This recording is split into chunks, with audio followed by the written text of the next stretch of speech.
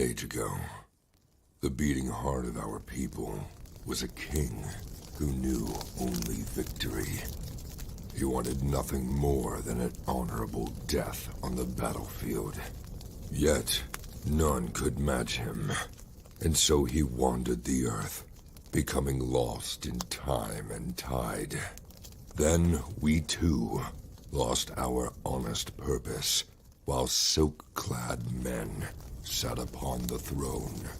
But tremble now, all cities that lay under the stars, for out of the shadows and mists of the land of promise, our courage has been rekindled, our heart has returned, and the world will burn.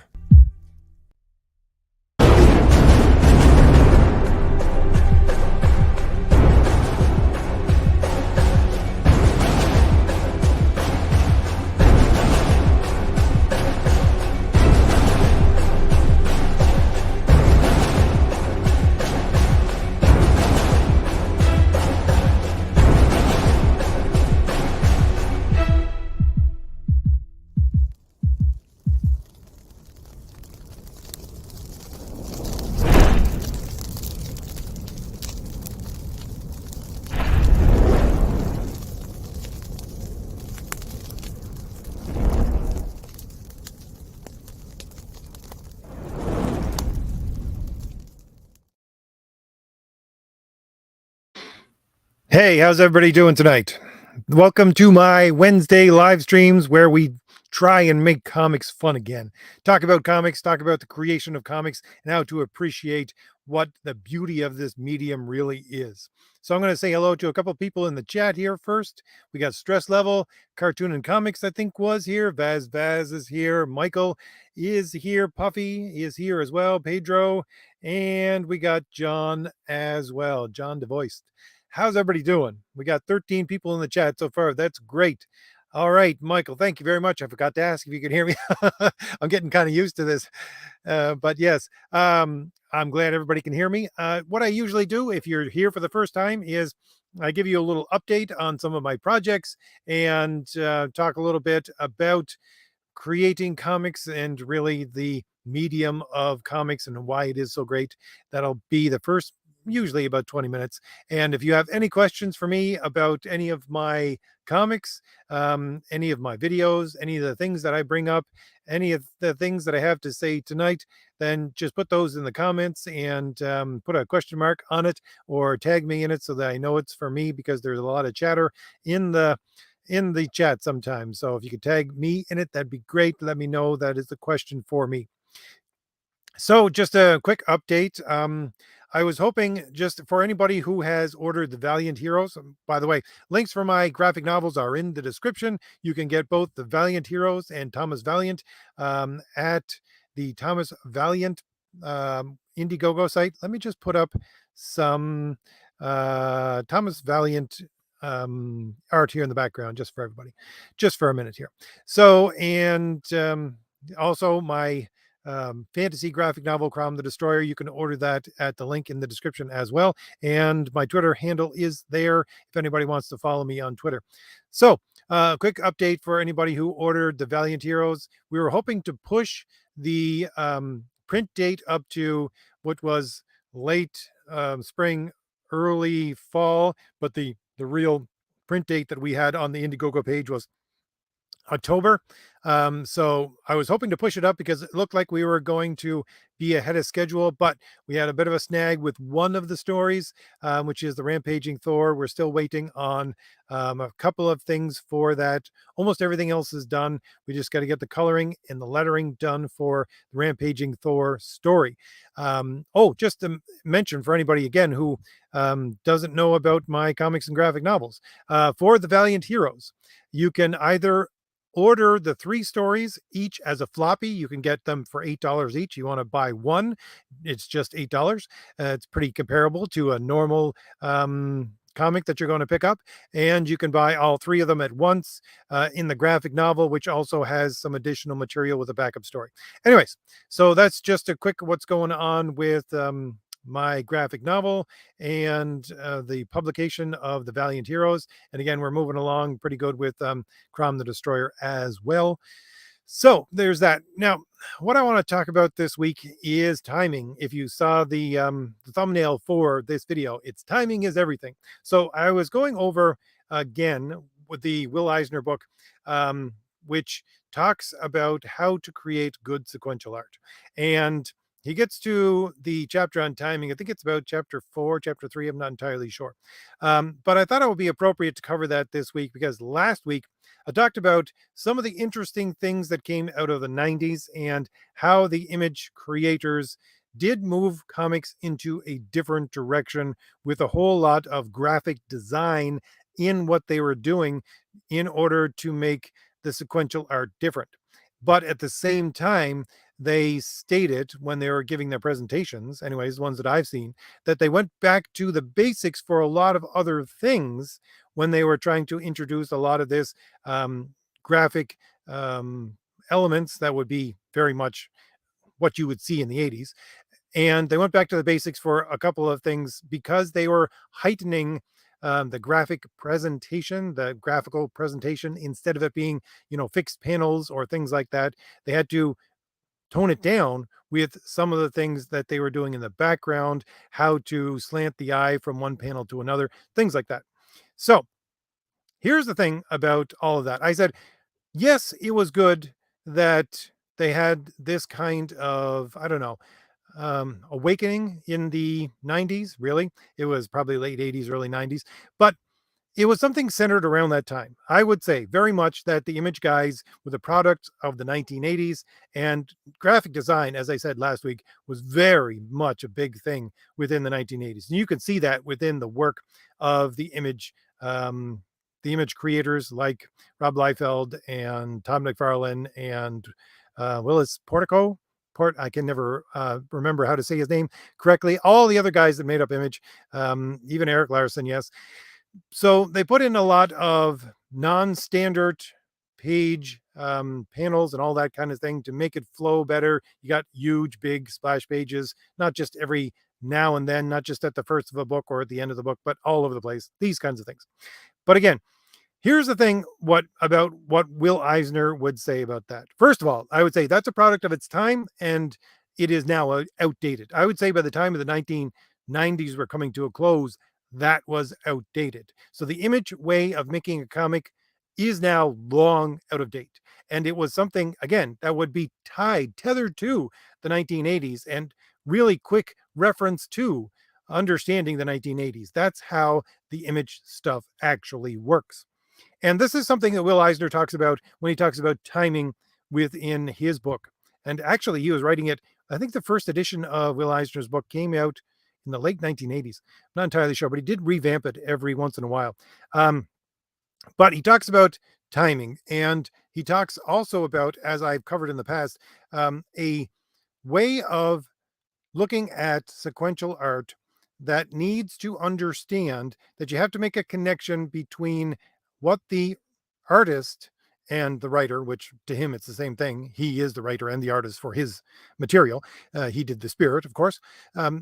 How he needs to connect in his mind to the mind of the readers, not just one reader, but the readers, so that he can present something that they're going to understand. And then he is very much, as he talks in his book, is very much of the mindset that all of the things that aren't really part of a representation of reality, again, which is what I'm always talking about, the Aristotelian way of telling a story that has run through Western civilization for thousands of years, is the Aristotelian way of telling a story, which is a representation of reality. And Will Eisner is very logical in his thinking, and he's talking about representing reality and anything that takes your mind away from looking at what you're looking at on the page, which is sequential art, and you don't see it as reality, or it moves your mind towards this is just a picture, anything like that, anything at all, you need to get it out of there.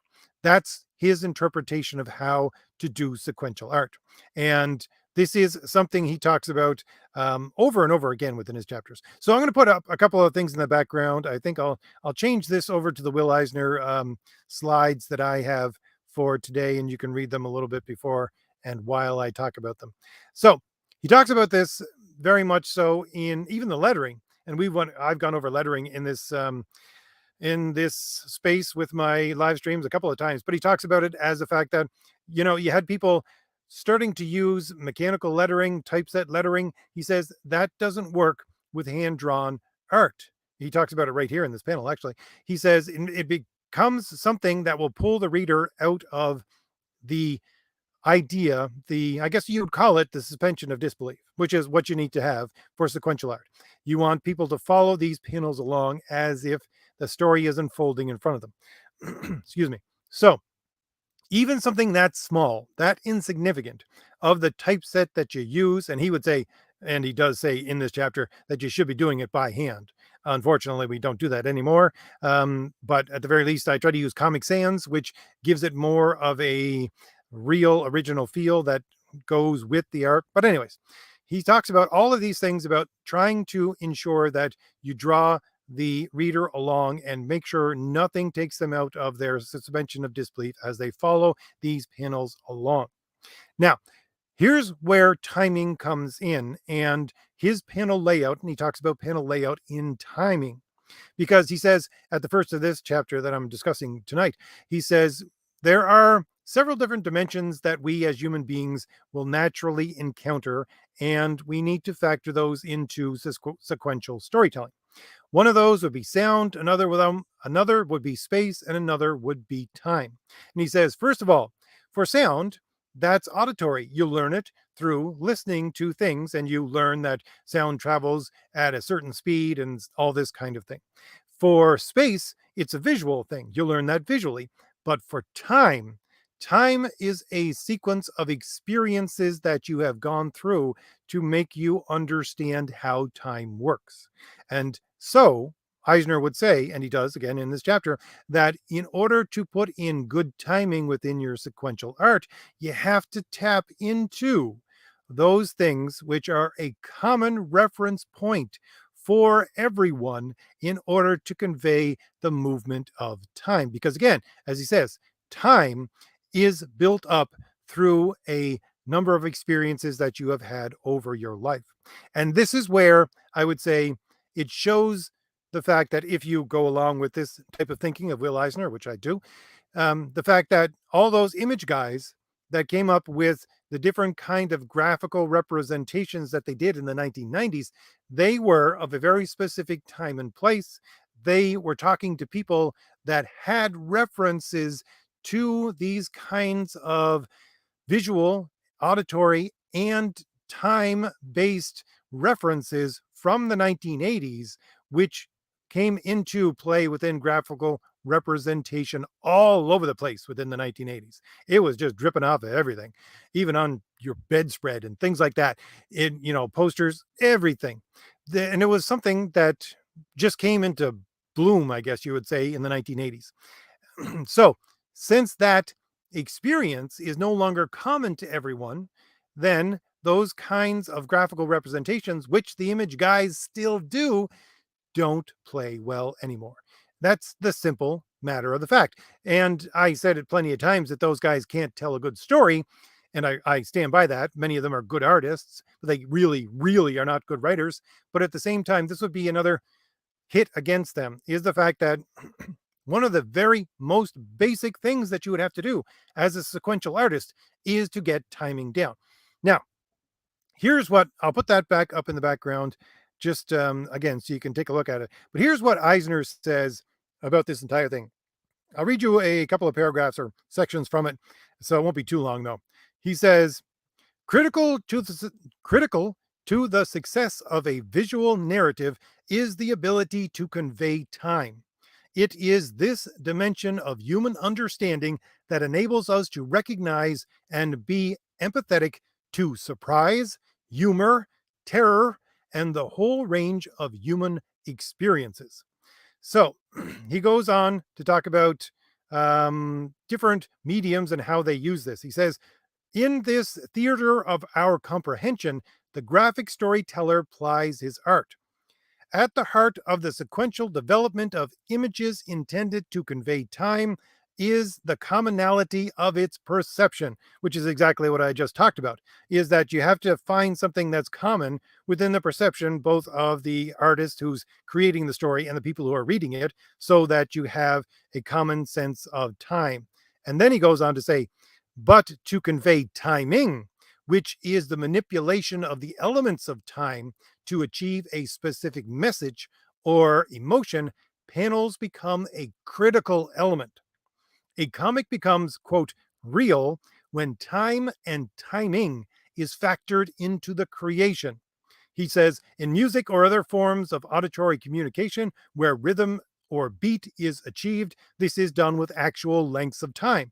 In graphics, the experience is conveyed by the use of illusions and symbols and their arrangement. So, that's all I'm going to read about from chapter 4. I think it's chapter 3 or chapter 4. But anyways, that I think the entire chapter is summed up within those statements right there. Again, logical thinker, Will Eisner, if you ask me, very much so. I wonder if Sound Engraver is in the chat yet. I'm actually on a different screen, but very much so. You'll see a lot about timing, and he talks a lot about how he compares it to music and all that kind of stuff. So Sound Engraver, that's right up your alley. Anyways, he talks here about the fact that in order to make a sequential story actually real, timing is the key. Now, timing, again, is the manipulation of time so that you can invoke it as part of your storytelling. And that's the essential part. Now, I would say, I might be wrong on this, but I would say this is the difference between someone who is an illustrator and someone who is a sequential artist. You can have an illustrator and they just do one picture, and that's fine. But you're an illustrator if you just do one picture. But at the same time, if you have an illustrator who has, more than one picture, if he's just drawing picture after picture after picture and they're not connected through any timing, then again, he's just an illustrator. He's not a sequential artist. Now, there may be movement of time between his illustrations, and you can see that, but it is the manipulation of those elements within the illustration to create timing that makes it sequential art and more than just a handful of illustrations, which is what Eisner is trying to say here, as far as I can tell. Anyways, excuse me, as I read it, because he talks about timing as the manipulation of elements of time to achieve a specific message or emotion. And this is exactly what he's trying to get at and in saying that this is how people recognize within sequential art surprise or humor or terror. This is a big one, if you ask me. A lot of people used to, about 4 or 5 years ago, come to me and say, can you look at my comic and see if it's any good? And a lot of those people were giving me horror comics. And the thing was that, sure, I mean, I really didn't like doing that because I would tear somebody's story to pieces. And, for me, anyways, I'm not an editor, but I would give you my 2 cents. And if I give you my real 2 cents on the entire thing and just no holds barred, I would probably destroy the entire thing.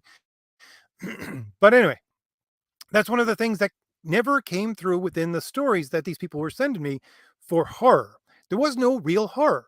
And I now realize, looking back on that, it's because of this whole idea of timing. There is a very, very hard thing to do. I think horror is one of the hardest things that you can ever do within sequential art. And it's because the timing needs to be exact. With humor and with other things, what does he talk about here? He talks about a whole range of human emotions, but he says humor and surprise. Now, I can do humor a little bit. Some people had said, these things that I put in Thomas Valiant #1, they were meant to be funny. And yeah, they do come off as funny. Well, I would say the way that I work within normal life, and that this is just me, it's more of a in your face, straight thing that's going to be a statement from someone that comes out of left field. So that's timing, but it comes out of left field all of a sudden. That's my timing for humor. And that's what you would see within Thomas Valiant in the humor there, the little bit that's there. And surprise as well. Again, surprise, you got to balance that with foreshadowing a little bit so stuff doesn't come completely out of left field. But still, those emotions, I can do those. but I don't think I could do very well at horror. I really don't. Maybe someday, but I don't think I could. And I don't really want to do a horror book. But the thing is that horror takes such good timing. And to do that on top of all the sequential art, that is really tough. And here's this is exactly what he's talking about here within this one right here. He's talking about the difference between the tempo of your panels. He's trying to convey really short movements with the small panels and then a really long panel to draw out the ringing noise of the phone. See, he's using timing here in order to make it part of the storytelling itself. And so the timing and the tempo of the panel layouts, which again, in this one here, he's going short, short, short, short, short in order to pick up that tempo for the first tier, the top tier of the panels. And then he has a little bit longer within the next two tiers and he stretches it out a little more. And there's really interesting thing he says right here. One of the ways in which you can also show movements of time without actual movements within or big movements within your panels is to change perspective. It never even occurred to me about that.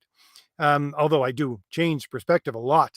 And I tell my artists, especially Renzo, it's like time to change perspective here or give me the same shot with a different perspective, all that kind of thing. That's what I do when I write up my scripts. Renzo, if he's in the jet, and again, I'm in the wrong screen right now. But yeah, he'll probably attest to that. So I do that all the time.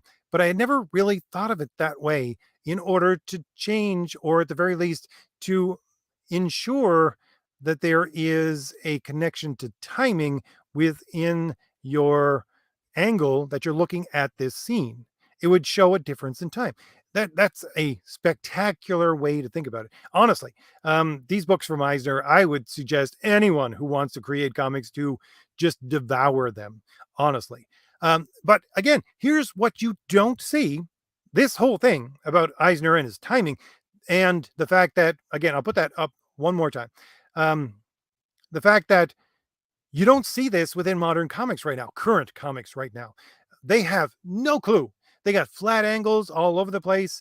And on top of that, they have these stiff poses for people. Sequential art is about, as I said, in many of, once again, as I've said in many of these live streams, and Eisner says in this book himself, when you have the sequential art down on the page, your mind needs to fill in the difference of time in the panel gutters. And again, this is one of the things where I think that you can't use the image style anymore because they almost obliterated panel gutters, and that just changes timing into a whole different realm, which again, they had access to an audience that understood different sets of timing through graphical representations that were available to them because of the culture at that time. It doesn't work like that anymore. So I would say, go back to more traditional panels. Now, I wouldn't say that you have to go back to square panels completely. I don't. But at the very least, this changes the tempo and the way that you actually can tell a story and read a story. And the thing is that, where was I going with this? Sorry, lost my train of thought. But the thing is that when you do this, when you use smaller panels to show and speed up the tempo and then, change the angle in order to show the difference of time, all this kind of thing, it's something that Eisner didn't do. It wasn't just him doing it. Let me put it that way, because this comic that he's showing you right now is from like 1948. So if you look at something like, let's look at this one I always put up here since I haven't stuck in with the other ones. Let's look at the pages from Neal Adams here. Neal Adams did the exact same thing, and he states he does the exact same thing within some of the interviews that he has given.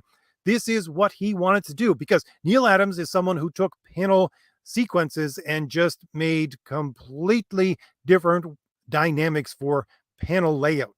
It was something that's much different than the normal square way of looking at panels. But the whole point was for him that he would give you these, I don't know what you call them, janky ways of looking at panels that go like a fan, things like that. But as he says within his interviews, it's all to speed up time or slow down time and the tempo and the timing for the reader to actually linger or move quickly over panels so that they can read the book through this tempo that he himself has laid out. This is exactly what you need to do. Now, I would say Neil Adams was a genius in doing this, just like Will Eisner was. So you can't just start a genius. You got to learn how these things actually work. But at the same time, it is something that needs to be incorporated more into actual storytelling with sequential art. It is something that modern comics have obliterated and is no longer there because they don't understand. Well, first of all, they don't understand common perception because they think all of this stuff that everybody should have access to because the whole thing is based upon their ideological bent. They don't think that everybody has access to the same ways of thinking. So that's completely out the door. And then on top of that, they don't understand the difference between timing and passage of time and tempo. These things are completely different when you're looking at sequential art, nor do they understand the difference between illustration and sequential art and how the difference is the timing and the perspective and all of these things. They don't understand this anymore. And that's why you get such rotten comics. Well, we'll put that on the list. It's probably fairly far down the list, but one of the reasons why you get garbage comics right now. And again, it's because people don't understand these things. First of all, I don't understand why they don't understand it because a lot of these people have gone through the Will Eisner School within New York. And this is where they draw some of their artists from. So they should understand this if they studied sequential art. But again, I don't know. It's so much they're bent so much on their ideological way of thinking that they just can't see these things for what they are or the logical way that Will Eisner is trying to express them. I don't know how they justify these things being different in their minds. I would like to know someday in the future. Maybe I'll interview someone to try and get their perspective on it, but still, they don't understand these things within modern storytelling and sequential art. So, that's my rant for today on Will Eisner and about timing and tempo and pacing for sequential art. And I would like to go on more and more about this. I'm sure I will go on more about this because Eisner's book is structured in a way that he draws forward the older elements from the previous chapters into the new chapters. And so they all seems to not bleed together, but at the very least build one upon another. So I'm sure I'll go over this again. So I've talked for almost a half an hour now. That's probably too long. I'm going to take a look in the comments and see again who is here. I'll give a shout out to everybody starting from the top one more time and then see if there's any questions for me. Again, Stress Level is here. How you doing? Cartoon and Comics. Let's see. Vaz is here. Michael is here. Puffy is here. Thank you for everybody for showing up. Pedro is here. Yes, Pedro was lamenting in the comments of the video for last week that he didn't get to come, but you're here again. So great. Puffy, yes, is here. John is here. Yes, John.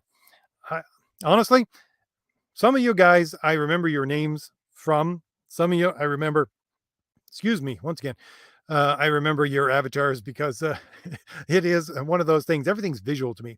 So, John, yeah, I recognize that Conan face anywhere. Let's see. See if I've got any questions here. Random is here. Oh, there's Sound Engraver in the comments. I always give a shout out to Sound Engraver. She has a great channel. She talks about, again, like I was doing today, she talks about a lot of the cultural things that I talk about, but with a music bent to everything instead of a comic bent. So you can click on her icon and go over to her channel and give her a subscription. She has a great channel. Let's see. Taz is here. How you doing, Taz? Let's see. Horde only. Let's see. Question here. He says, is Crom the Destroyer out already? No, Crom the Destroyer is not out already. You can order it now. We're still working on the art for it. We are going to be shipping the Valiant Heroes fairly soon. And after that, we're going to be moving into the finalization of Crom the Destroyer. Printing hopefully will take place within December for Crom the Destroyer, and we'll get it shipped out very soon after that. Those are the plans. The best laid plans of mice and men, that is. Let's see. Puffy is here. The Rampaging Thor. Yes, the Rampaging Thor, Puffy, is referencing as one of my comics that I have that you can either get as an $8 floppy or as part of the graphic novel. Let's see, scrolling down. Elijah's here. How you doing, Elijah? Tony is here. Tony says, let's see, I'll put it up on the screen here. Oh, where did my pen and pad go? I wanted to write things down today. I finally brought one with me. Tony says, are you a fan of the Highlander franchise? No, I am not a fan of the Highlander franchise. I am a fan of Highlander 1. The rest can just be sunk into a lake as far as I'm concerned. Highlander number 1. That's it. That's it. Cut everything off. Nothing else has anything to do with Highlander. That's all I care about is Highlander number 1. Let's see. Scrolling down. Let's see if we have any comments here. Pedro says, I think this is for me. Old things never die, they become classics. Indeed. I agree, Pedro. Scrolling down. Austin says, hey, RJ, I want to say I got into Green Lantern recently and I have been loving Hal Jordan. He is awesome. I agree. If you go into the older stories for Hal Jordan, I really enjoyed that era of Green Lantern probably more than any other Green Lantern era. Hal Jordan is my Green Lantern. I don't think there's any other Green Lantern. And the whole make Hal Jordan evil thing really set me off. Just to let you know. Anyways, scrolling down. Vaz, let's see. You have a comment. It's fairly long. I think it's for me. Vaz says, Image Comics is more the early 90s than the 80s. They were founded in 92, even though they didn't have great scripts. They were still entertaining. Yeah, I guess what I was more referring to was the Image guys' work on DC and Marvel, which was in the late 80s, early 90s, very early 90s, before they took off on their own. But it's the same thing. They just continued it on into their own imprint, if you can call it that. Let's see. Sound Engraver says, yeah, and I agree. Timing and pacing is everything. Indeed. Let's see, scrolling down. Random's here. How you doing, Random? Random says, I've read some comics that were ruined because of their poor timing, whether too fast or too slow. Now, yeah, this is one of the things I try to do with my books, in so much as, well, with Thomas Valiant number 1, anyways, I'm always, well, for the near future, anyways. So I guess, well, I wouldn't say always, because the redemption of Kit Fox, which is one of the stories with the Valiant Heroes, it starts a little bit slow on page 1, but page 2, you jump right into the action. So in the Valiant Heroes, you start right on page 1 with a battle like Crom the Destroyer. If you can go over to Crom the Destroyer, the Indiegogo page, and read the first 11 pages of that. The entire thing is 66 pages plus, but reading the first 11 pages, you'll see that page number 1, you start off on a battlefield. So you start, you're gone to the horse races, and they've already started right before you even get there. So I try to put in some lulls in the pacing so that it's not breakneck speed the entire way. And if you've read Thomas Valiant number 1, you can see those lulls within the natural flow of the story, and you get some bit of what I wouldn't call it exposition, but simply the story as normal people would speak and talk to each other about a story, and you can put it together in your mind. So I do have different tempos that I use within telling a story, and they need to be interspersed in there because I do go heavy on the action with all of my books. Let's see. I think I will put up the Will Eisner stuff just one more time, or a couple more times maybe, in the background so people can see about what we're talking about if you come in late. And I lost my place within the darn comments, so give me a second here. Scrolling up. All right, here we are. Let's see. Michael says jump scares are not horror. Well, that's the thing. I would say, I don't know how in the world you would ever have a jump scare within a comic or sequential art. I don't think that's possible. So it's a different kind of horror within the horror that you would get within sequential art. Now, most people, again, that would come to me and say, can you read my story? It's a horror story. I would go, horror story is not really my thing, but I can read it if you want. But they would always say, yeah, it's meant to be a slow burn. And I would say, well, yeah, I can see it meant to be a slow burn, but at the same time, a slow burn is one pace, and I don't think horror actually works on that pace alone. You need more than that pace in order to tell a horror story. And again, I would agree with Michael Ayer. Jump scares are not horror, but at the same time, if you get rid of that crutch of jump scares, it becomes significantly harder to do a horror story. Let's see. Scrolling down. Um, let's see.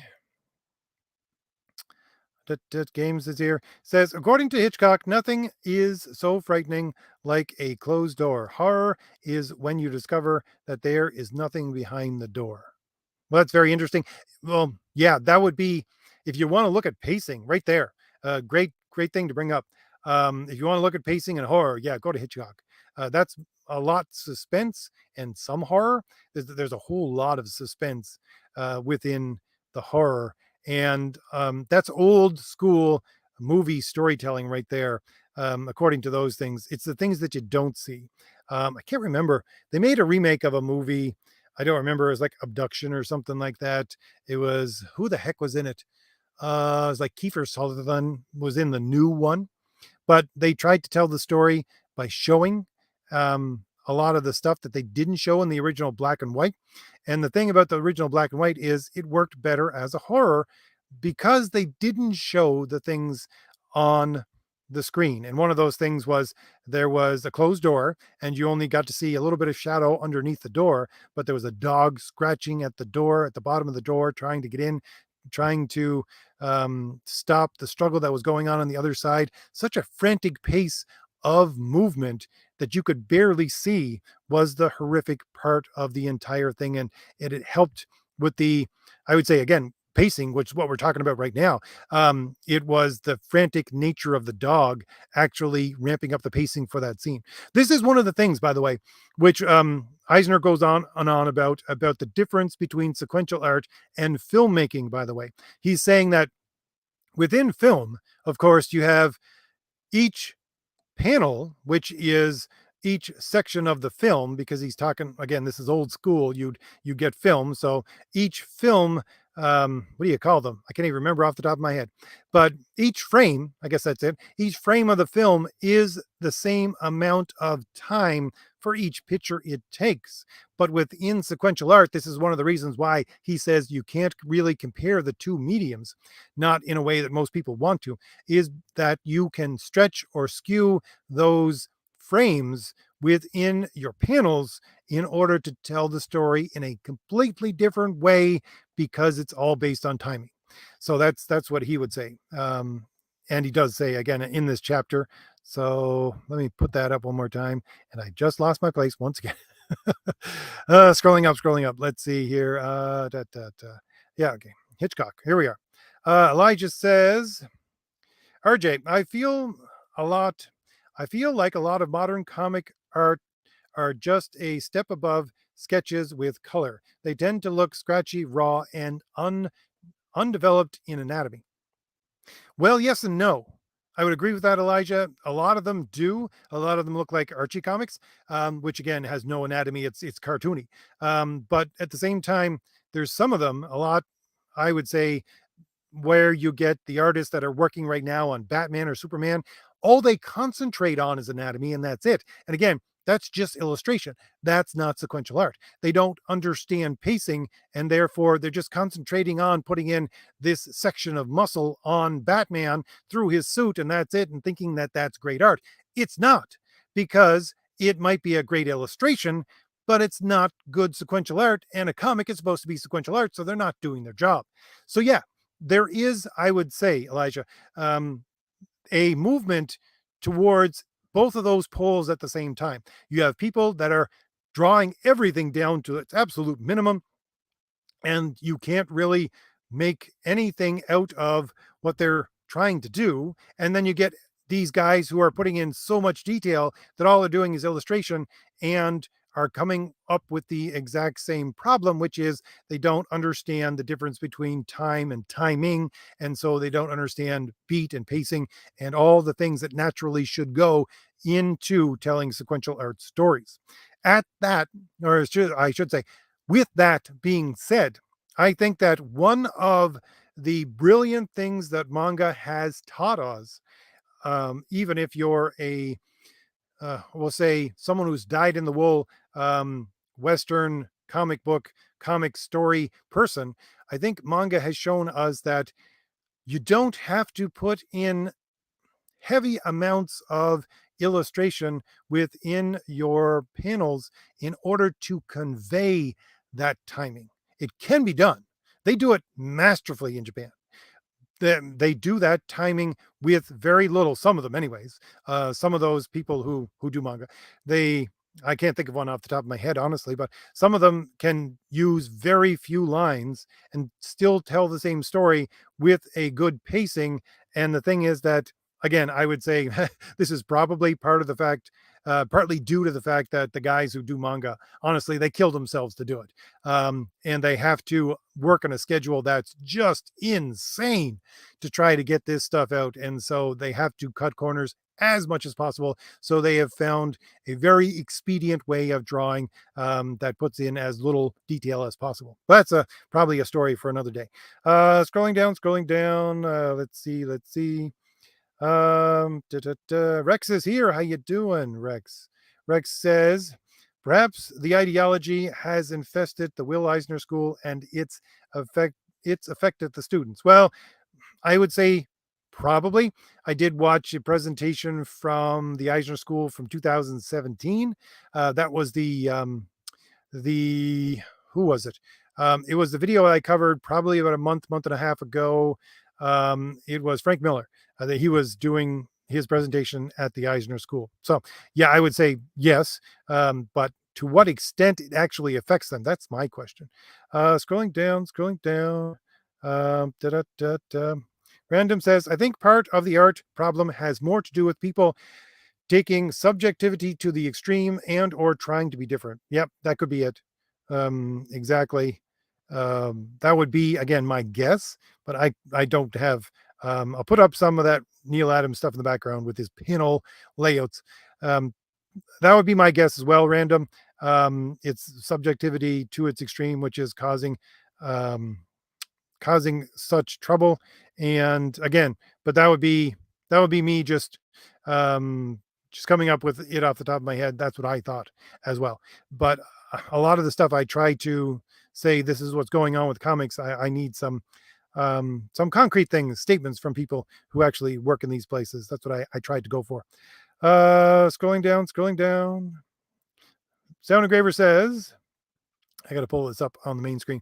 I can't speak for sequential art, but for music to be good, it works like a good speech. There are clauses and phrases, a question, phrase one, followed by an answer, phrase two. This is honestly, Sound Engraver, I don't know if you were here when I did the first chapter of the Will Eisner book. This is exactly what he says as well. He says that he gives a what is it? A couple of panels from one of his older Spirit comics, and he says, this is the subject, this is the predicate, this is the adverb, which is the sound effects he calls the adverbs and all that kind of stuff. So he has, this is phrase one, this is phrase two. He breaks it down logically the exact same way you're talking about, Sound Engraver. Exactly. This is exactly why I'm always going on about logic and how it works within storytelling and how it is what we need in order to make great stories, honestly. Sound Engraver also says, the better the timing between phrases, the better the music. And that's exactly what Eisner is saying here as well. The better the timing between panels, the better the panel storytelling with sequential art. Let's see. Scrolling down, Andrew, how you doing, Andrew? Says, hello, RJ. Either it's been a long time since I was present for one of your streams, or this is my first time. Either way, I'm glad to be here. Glad to have you, Andrew. We got 34 people in the chat. That's great. Maybe I should do my streams at this time more often. This is, I'm building up more and more people in the chat for my Wednesday live streams. This is great. I'm glad everybody's here to appreciate comics and the beauty of sequential storytelling. One of the things Eisner says, by the way, within, I think it's this chapter or the next one, he says, sequential storytelling, quite honestly, is one of the hardest ways of telling a story, but it is also one of the most rewarding. And that's what I am trying to get at with a lot of the stuff that I'm doing on these Wednesday live streams, where want to make comics fun again. Part of that is appreciating what goes into them, and so you can appreciate it when you get it back out. And that's why I like going over this stuff, besides the fact I learned something new about comics and it helps me make better comics. Let's see. Scrolling down. Let's see. Magma Moose says, RJ, what would you say to someone that believes comics are juvenile or not real art? What would I say to someone who thinks I've actually come across some people like this? I really don't know what to say to them, um, except for the fact that, again, if you read something like Will Eisner's book that I'm just talking about right here, right now, he goes back to tying sequential art, which we have it right now, the way we have it within the last 100 years, he ties it into the creation of language itself, with pictograms. He goes into Mayan. He even has stuff from, like, what is it? When he talks about pictograms, he talks about Egyptian language and how that's a pictogram, and he goes back into Mayan pictograms and all these kinds of things. He talks about medieval ways of doing tapestries and things like that, where you would have, again, a piece of illustration, and then you would have, even in this chapter itself, he talks about word balloons and how they used to have them back in the Middle Ages, how they would have basically a ribbon coming from the person's mouth, and it would have words attached to the ribbon, and the ribbon would be pointed towards the person's mouth. So, and again, you have the Mayan pictograms, which are on stone, and they have a version of word balloons, which is basically a bracket pointing towards the person, all this kinds of things. So I don't know if you could go this far into the argument with a person who thinks that comics aren't real, but it's a continuation of something which is an ancient form of storytelling. You can go back to, again, you can see it in ancient times within hieroglyphics and everything else. You can see it within the creation of language, even our own. If you go back to the Phoenician, you can see it within the medieval tapestries and the medieval paintings, all these kinds of things. Again, one of the things that the medievals, and bringing it into not quite the Renaissance, but the realism that followed, I think, at the end of the medieval period. I'm not entirely sure about my dates off the top of my head, but before really the Renaissance, when they got into the realism, there was a lot of religious art that was done, which was sequential. So again, this is what we have right now, and sequential art has always been a thing that has been with us. And just because it's put into something that is a throwaway medium, which is what comics are supposed to be, or were designed originally to be, doesn't mean that they're childish, and doesn't mean that the storytelling elements of them are childish in any way.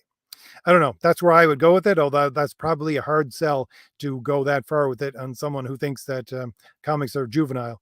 Scrolling down, Taz says, jump scares does not work as well in comics the way it works in CinemaScope, because the music plays a big part, so you feel it. I guess so. One of the things I would say, yes, indeed, that would be true. But one of the things that Eisner himself talks about in this chapter within timing is trying to use, well, he talks about it several times, using something like a dripping water faucet in order to convey the amount of time, because I don't know if this is true anymore. He says in the chapter, and I would say it's probably true, but I'm not sure about for how many people, that everybody knows how long it takes for a drip to fall off of a leaky faucet if it's just a slow drip. And so that gives timing and pacing. So in the foreground, you would have this dripping faucet. In the background, you would have other things going on. And therefore, you get to see the difference between the drop and how much time has passed. So what I'm trying to go on and talking about that is the fact that it is blank spaces that you get to use within darkness, which again would be a more not cinematic, but as Eisner would say, a theatrical way of using shadow and light, as well as these hints of visual things that would naturally put sound in your mind like a dripping faucet, that would add spectacular ways of understanding a scene, and I would say probably horror as well within sequential art. So it's not completely devoid of sound. It's something that you can infer sound in and use sound effects as well. But yeah, I don't think there is something like Taz is talking about here, where you have the music going to a crescendo and using jump scares in that way. No. Let's see. Scrolling down. Buffy says, RJ, what's your opinion on The Boys? Do you find it an interesting deconstruction of the modern superhero? No, I don't like The Boys. I just straight up don't like it. I don't think that you need to just deconstruct superheroes anymore. Then it's already been deconstructed too much to begin with. Honestly, the whole point, I think, of superheroes is that they're heroes. And if you're going to do something where they're not heroes, you're not doing, it's not superheroes. It's not a deconstruction of superheroes if they're not heroes. It's a deconstruction of people with power. I don't care. I don't care for The Boys at all. Let's see. Scrolling down. Da, da, da. Andrew says Highlander is a weird franchise. It's all over the place in quality, tone, and content. Yeah, I just stick to the first movie. Let's see. Scrolling down. Yeah, Michael says Leslie Nielsen had incredible comedic timing in Airplane and The Naked Gun. That would be, I would say, his form of comedic timing would be very much not only informed by something like sequential art, but also be something that you could use for comedy within sequential art. It's not a stiff delivery, but it's a very, we'll say, halted delivery in that it halts the action somewhat just for a second and then throws something in your face before it keeps going. That is very deadpan, I guess you'd call it. The deadpan way that he does it is very, very much part of the comedy that I think would sell well within sequential art. So let's see, scrolling down, da, da, da, da, scrolling up actually.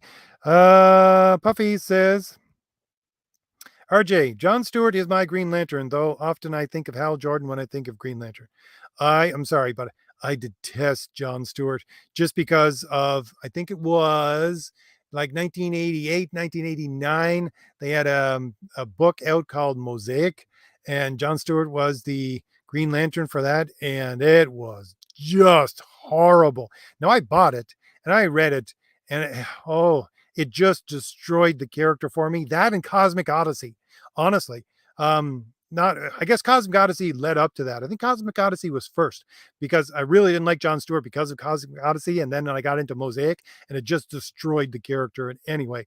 But Cosmic Odyssey, they're trying to stop. Basically, it's the New Gods in the Justice League, and you get one Justice League member going off with one new god, and they're trying to save a certain number of planets because Darkseid has realized that he can weaken and then destroy the structure of the universe so that the entire thing collapses in itself. And I think that is part of the anti-life equation, if I remember correctly. Anyways, so there are key worlds that need to be defended.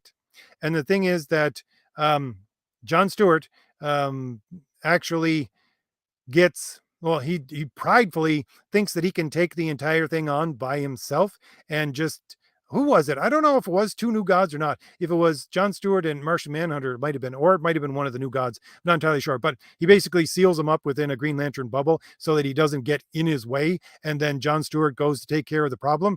And they've painted the entire bomb that's going to destroy the planet yellow. And so he can't stop it. And therefore the entire habited planet gets destroyed because of his pride and the fact that he thought he could handle it himself. He doesn't need anybody helping him out. Yeah, that really sunk that character for me. And then with Mosaic after that. So it's my little rant about John Stewart.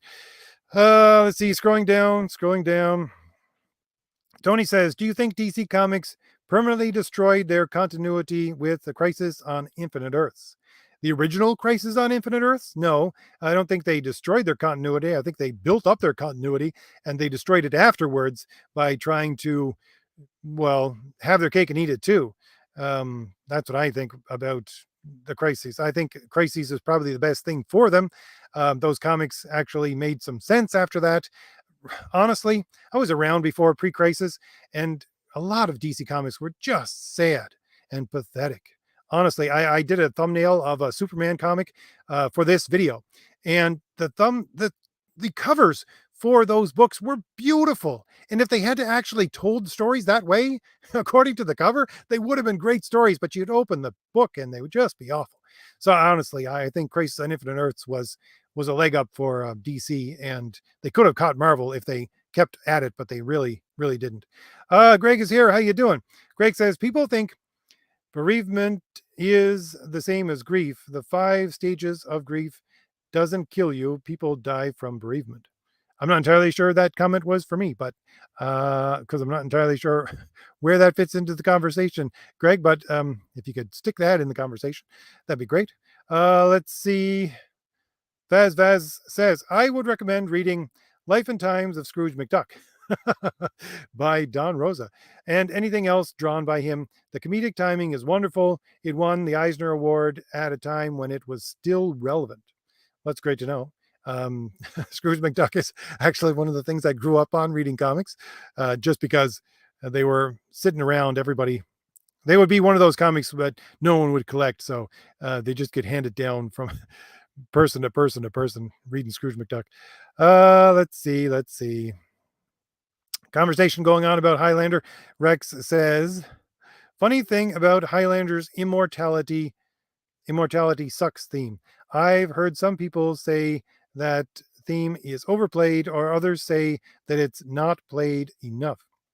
I don't know. I didn't really think of it that much in that story, but I think there's an X-Files where is really good about immortality sucks, in a way that the guy that couldn't be killed, he was supposed to die in like the yellow fever or something like that. Anyways, but in that X-Files episode, he was saying that it doesn't pay to actually be immortal. Why? Because the human brain works in such a way that you can only hold so much memory in it, and you can only basically hold one lifetime full of memories. And so if you live more than one lifetime, you're just going to forget everything from that previous lifetime. So it's just the same as living once. Anyways, it's basically what I got from that episode, which I thought was really good. Scrolling down. Who we got here? Morningstar says, hail to the chat. And RJ, hail Morningstar. How you doing? Let's see. Scrolling down. Puffy says, a jump scare in a horror comic sounds to me like a random splash page. That would probably be the best you could get. And it might work as a, how would I put it? It might work as a page turn jump scare where it's, again, like you say, almost the entire page, if not the entire page. Maybe. Scrolling down. Rex says, personally, I think that shock value is one of the most overrated and overplayed things in stories anymore. Yeah, agreed. And it just came out of the 1990s and just kept on ramping up until we got right where we have right now. Let's see. Pedro also says the timing is what the timing is what the comedians call remat. Well, timing is necessary within good comedy. I'll say that. Let's see. John says, I got to put this up on the main screen. 1 second. The only way to surprise or shock the reader is with the page turn. Yep, just what I was just saying. Exactly. But again, I would say not the only way, but very much one of the typical ways which you would do it and should do it as well. Let's see. Rex says, Hitchcock definition of suspense: when the audience is aware of a danger that the characters aren't. That's a good definition. I'll have to keep that one in mind, Rex. Let's see. Greg says, reality is stranger than fiction because of the rules for writing fiction. Well, I agree, Greg. Very much so. That's why I think that you try to make, again, your stories as real as possible. And that way you get the best of both worlds. Tony says, again, What are your thoughts on James Gunn Peacemaker? I really don't follow that at all. Peacemaker was never a character that I liked. Never liked Peacemaker, quite honestly. Um, Honestly, Vigilante would be a bigger character than Peacemaker, if you ask me. Why they decided to make him a character in the main, what is the DCEU? I have no idea. Let's see. Scrolling down, random says, do you have let me see. Random says, do you have a question for us? Like something thought provoking related to today's topic? I'm having a hard time thinking of something to say. Eh, Honestly, that's a good enough comment for me. Um, Honestly, the only thing that I have for you to think about today is the entire part of this video, which is you can't have sequential art without timing. And timing is essential, again, because you got to move from panel to panel. And I think honestly that is a bit of a controversial take on it. Not everyone would agree with that, but I think it's absolutely true. Let's see. Sound Engraver says there is. I got to put those up on my main screen. 1 second here. I got to get to the end of these comments. Sound Engraver says there's also conditional logic in the best music. I'm sure sequential art, among other stories, is full of conditional logic. There you go. That's the kind of thing you're going to get with Sound Engraver if you go over to her channel. Just letting you know. So scrolling down a little bit, Buffy says, RJ, could you describe some of the main villains for Thomas Valiant, like the creative process of what you meant to do with them? Okay, I'll do that really quickly if you want. There's two. Well, there are basically, you get into the book and there's no clear villains within the story. By the way, you're looking at the beautiful art for one of my characters, Cardinal, which is one of the new characters for the Valiant Heroes. Link in description. In the Valiant Heroes, Cardinal has a backup story, and she is in also the redemption of Kit Fox, and then she moves right into Thomas Valiant #2. Anyways, I'll leave that up for art just for a few minutes. But yeah, Puffy, basically, I would say if you take, we're just talking about the boys. So take the boys and tone them down a little bit, and that would be the quote unquote heroes in that world. And those guys who call themselves heroes, they're not heroes at all. They're the actual villains. They see themselves as heroes and they present themselves as heroes to the world, but really they're just the equivalent of celebrities. And that's about it. Sure, they have powers and they do things, but they're not heroic in any way. And so that makes them villainous. It does. One of the main parts of Thomas Valiant is the fact that they have an award ceremony, which is very much like the Oscars. I patterned it after the Oscars, and you have these heroes, quote unquote heroes, from well, all over, coming to receive these awards. And the point is, if you need to receive a reward for being a hero, you're not a hero. So that's the entire point of what really Thomas Valiant wants to move himself away from these people because he was a part of them for so long. That's what we talk about within the blurb right at the first of the book, because he was a former member of the Legion of Justice.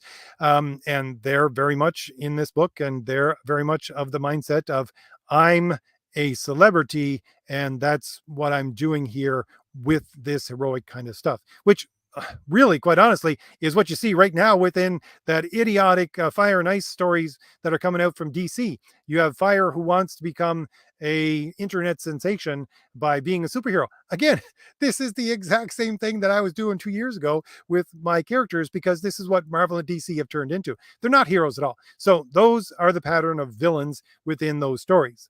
But sandwiched in among those people who just want to be, quote unquote, a hero and get accolades for it, you have the other character, which is Thor. And Thor basically is Thor from mythology. And if you know anything really about Thor from mythology, he's not a hero. He might be a Viking hero, but he is definitely not a hero as we would talk about it, or I would talk about it as in a paragon of virtue. And so he basically worms his way into the rest of these people who think they're heroes, and he's a straight up villain. And you get to see some of that and his origins within the Rampaging Thor, which is again part of the Valiant Heroes. So there's two kinds of villains within Thomas Valiant. Again, you have the people who think they're heroes, but they're not. And you have people who pretend to be heroes, but they're not. And that's really, you don't get a straight up villain within Thomas Valiant. It's much more subtle than that.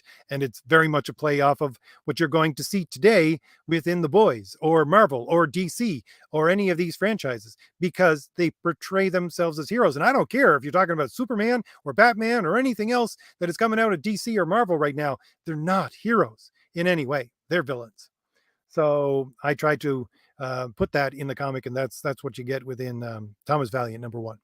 Scrolling down, scrolling down. That's why we have the redemption of Kit Fox, by the way, because Thomas Valiant does recognize this beforehand within Thomas Valiant #1, and he's trying to extract himself from it.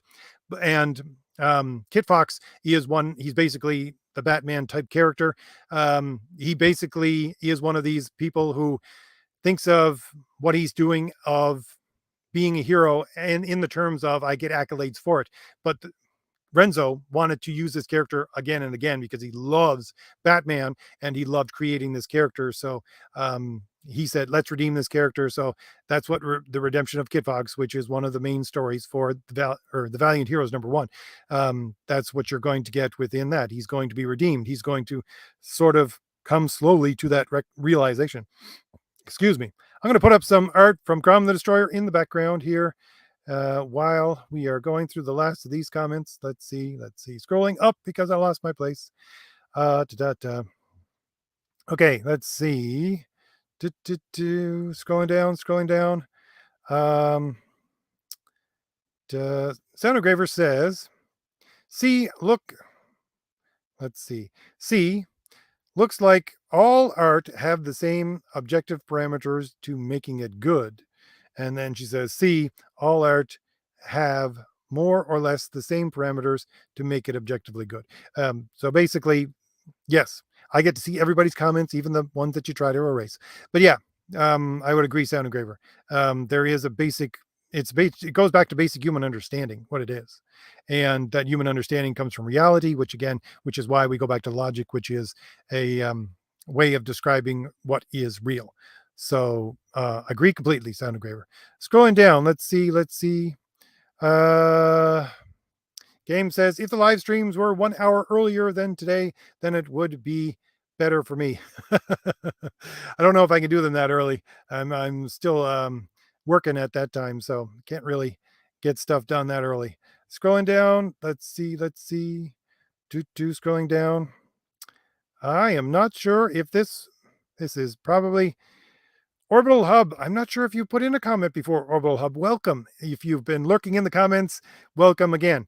Let's see. Pictures were the first language. Cave drawings are man's oldest artifact. Agreed. And that's what really sequential art is giving you the same thing. Scrolling down. Michael says, the snails in medieval manuscripts are hilarious. Okay. I will take your word on that. I can't think of any of those off the top of my head. Scrolling down. Vaz has a comment, I think for me, saying a lot of artists use full page spreads and also use the same image duplicate in many panels, one after another. Should that still be considered sequential art?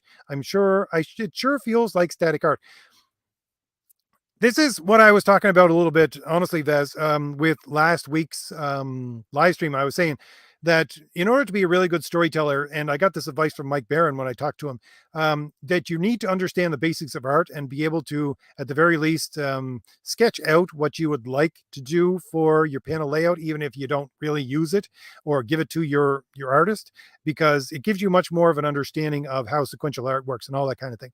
So one of the things that you learn about sequential art, and one of the things that a lot of sequential arts, I don't know what, I think someone brought it up in a quote last week or 2 weeks ago, saying it was from one of the older comic pros saying, if you can copy something, copy it, so you don't have to do it again, and that makes your job much easier. Now, I would say that you can't take that too literally.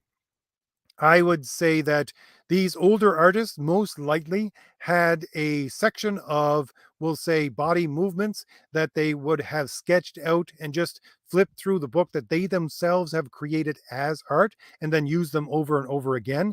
But it wouldn't be a copy of the exact same thing. It would, well, first of all, it would be ridiculous to make it a copy of the exact same thing, because back then they were doing everything on the page. Everything would be done with pen and paper or pencil and paper. So you don't have what you have today where people can cut and paste things, which is ridiculous. And this whole cut and paste thing is not what they would mean by copy a piece of art so that it doesn't take as long for you to finish the thing. That's not what they meant. They meant basically, this would be my interpretation of it, understanding the way that artists work, going through these things that I was told to go and dive into by Mike Barron, that they would have a basic outline of just like a stick figure and then use that and copy that, and then it would be an entirely different picture in that way. So yeah, this idea of copying art to the fact that you cut and paste it out of one panel into another, that's ridiculous. That's not sequential art. I think it was even the staticness that you would get within something like that first issue of Miss Marvel that just came out. It's ridiculous. The way it basically, what you're trying to say, Vaz, and what I'm trying to say here, I think as well, is the fact that if you make it that static, then no, it's not sequential art, because honestly, there is no real sense of timing between the panels, and therefore you destroy the sense of timing, which is necessary for sequential art to work or even exist, apart from being illustration, which is what I talked about in the first of this video. So yeah, great point, Vaz. Let's see, scrolling down, scrolling down, random says, gotta hit this. Every time I hear someone say comics are juvenile, I think of the Crossed series and giggle uncomfortably. I'm not familiar with that series off the top of my head. I would think of what? Total Eclipse. Yeah, Total Eclipse. That was really out there, for if you want to talk about a little bit of horror and everything. So it wasn't juvenile in any way, even though it didn't do well. I think honestly Chuck Dixon did some of that story as well. It didn't work well at all, but it wasn't juvenile, I'll tell you that. Scrolling down. Let's see, Chris is here. How you doing? Chris says, what's your view on comic strips versus comic books, and what is your favorite newspaper comic strip? Well, if you follow me on Twitter, you will know my favorite comic strip is Conan the Barbarian. Is that a surprise to anybody? I try to post at least. They're very old. They're from 1970. I think they started in 1978, but and they only ran for about 3 or 4 years. So I post like one a day. I think for each year there's about 120 or so. But anyways, I post one of them every day, and I started at the first, and I'm still posting one every day, so you can read the story as it goes if you follow me on Twitter.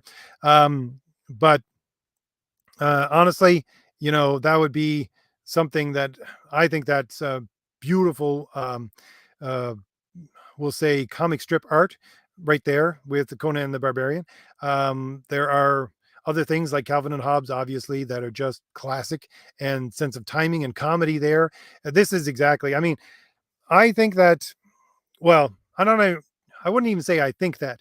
If you listen to the very early people who create comics, like you listen to the Will Eisners and the Jack Kirbys and things like that, they will say that comic books, and obviously the reason why they're called comics is because they grew out of comic strips, and the comic strips are essential to understanding the way the comic books work. And that's one of the things where Will Eisner would say, you need a common language between the artists and the people that they're talking to. That common language of the comic strip that you would get in the newspaper is no longer there for most people, although they have a different version of it online with, what they call, I don't know, what is it?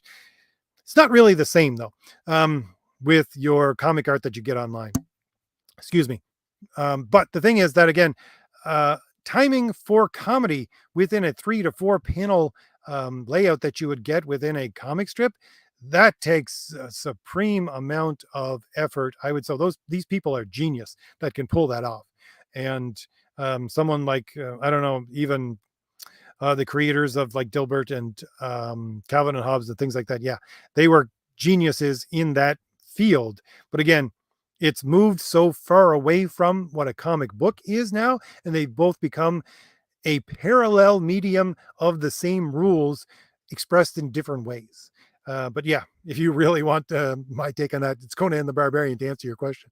Although the Hulk one that came out in the 1970s, that was great as well. Let's see, scrolling down, scrolling down to see if I have any more questions for me. People talking in the chat to Andrew. I'm not entirely sure if this comment is for me, but let's read it anyways. Even Alan Moore is tired of deconstructing superheroes, and he's the one that popularized it. Deconstruction needs to be deconstructed. I think it just needs to be abandoned, quite honestly. Let's see. What does Sound Engraver say? Oh, she's quoting me. It's not a deconstruction of superheroes if they are not heroes. Yes, yes.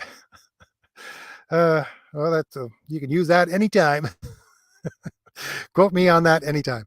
Scrolling down, let's see. Elijah says, I say Alan Scott is the best Green Lantern. Well, Earth 2 really destroyed Alan Scott. Honestly, with the 1990s, I think it was, or is it early 2000s? No, I guess it would be early 2000s. Earth 2 stuff from that had. I'll put 1 second. I'll put some more Crom the Destroyer art up in the background here. Give you some of that beautiful art. But yeah, I loved that character as well.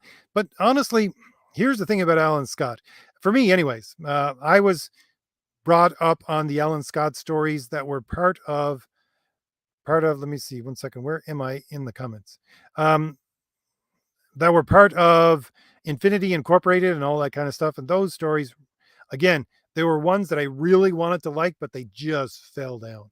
And it was because of the fact, well, I think those ones, because if I remember correctly, because Infinity Incorporated was printed on Baxter paper, it was part of not an imprint, but a separate line of comics from DC that didn't have, if I remember correctly, the Comic Code Authority to keep them in check. And so you had these kids of the original JSA, which again, Alan Scott would be one of them. And they were just, well, I wouldn't call them nasty people, but they really weren't nice people. Let me put it this way. They were characters that had interesting powers, and I wanted to like them. But when you got into the characters themselves and their personalities, these are not people I would want to spend time with. Quite honestly, not like Alan Scott. And that kind of really started Alan Scott down a path for me. Anyways, again, since I was really introduced to the character that way, it left a bad taste in my mouth and really ended with Earth 2 and all that kind of stuff where they're retconning the entire thing about his children and all that kind of stuff. So yeah, I really, really don't have fond memories of that character, even though it is a great character. Rex says, RJ, hear me out. But if the Justice League cartoon did a better job with Jon Stewart portraying him as less prideful and more like a by-the-book soldier who learns to loosen up. Okay. I can't get into the DC cartoon stuff. I really can't. I watched just because it was on at lunchtime in the break room, I guess, at the farm where I worked, like Batman Beyond and the Batman before that. They would play them both. So I got it. I watched those just because of that. But I really never got into the entire thing with the Justice League cartoons. Scrolling down. Oh, here's a comment for me. I think Samuel. How you doing, Samuel? I think this is the first comment I read of yours.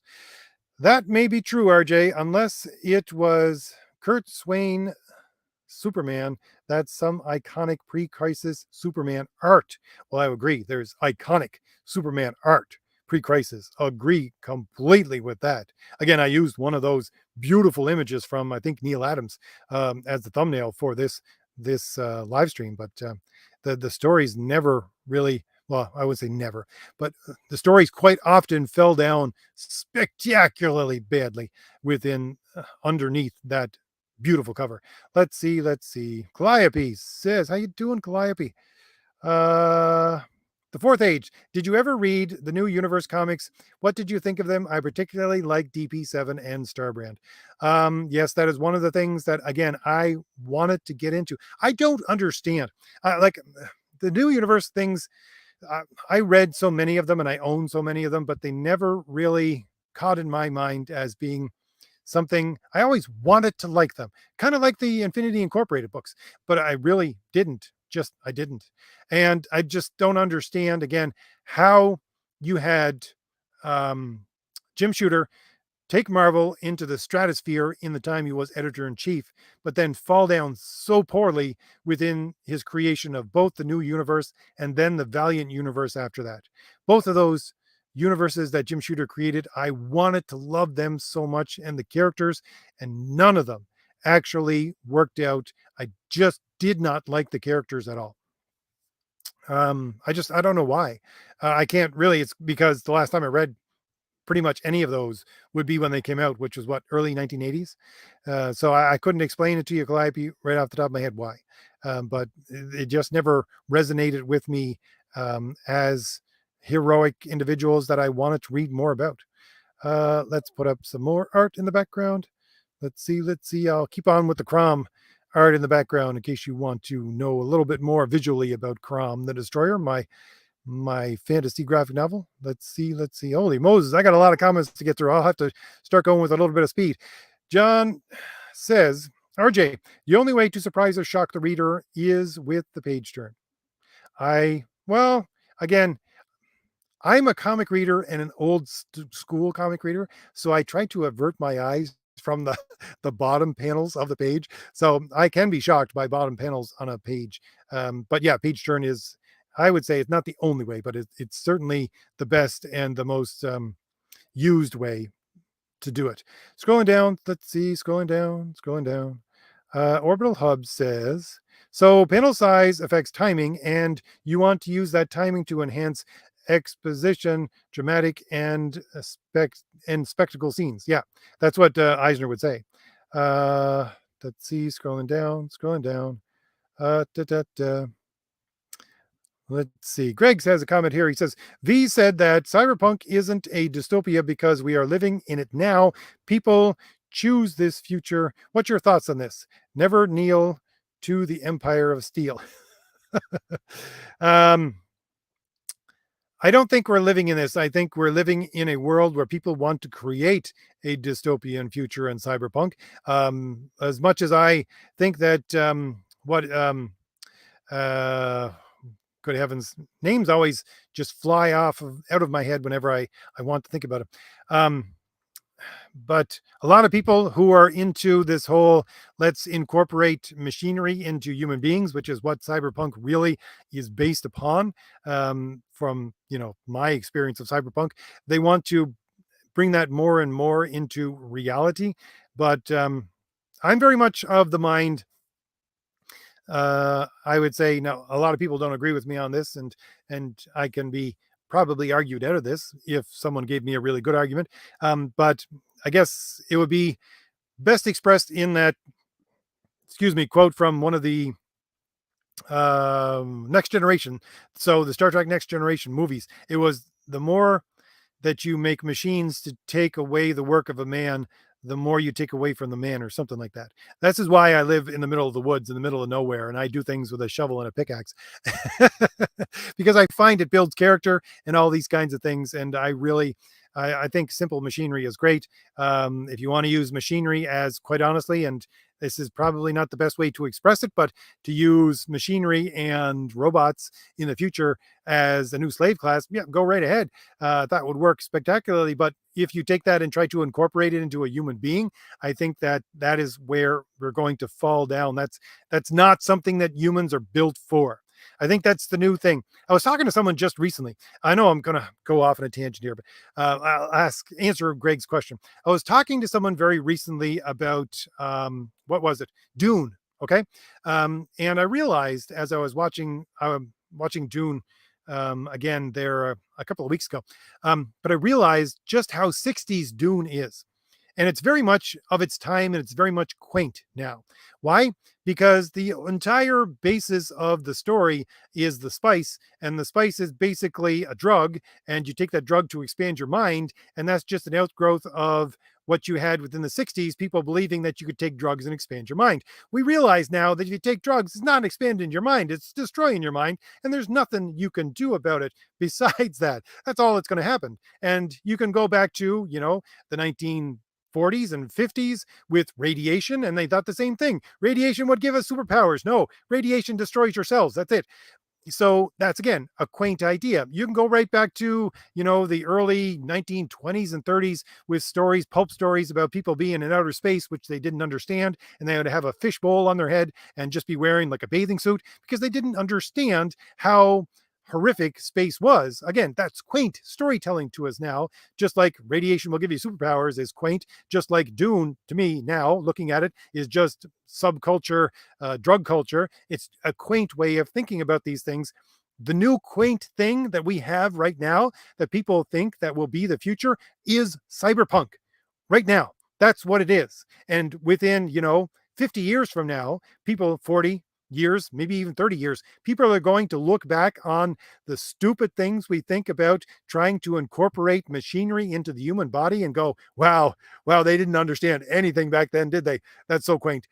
And I think that's the way cyberpunk is going to be looked at in 50 years. That's what I think.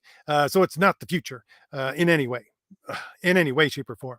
Quite honestly, some of the cyberpunk themes that I just talked about make their way into Thomas Valiant #2 within the villains in the story and within a future comic, which I'm preparing to write with Nick Axe, which is a Pulse story. It's very much a cyberpunk feel to it.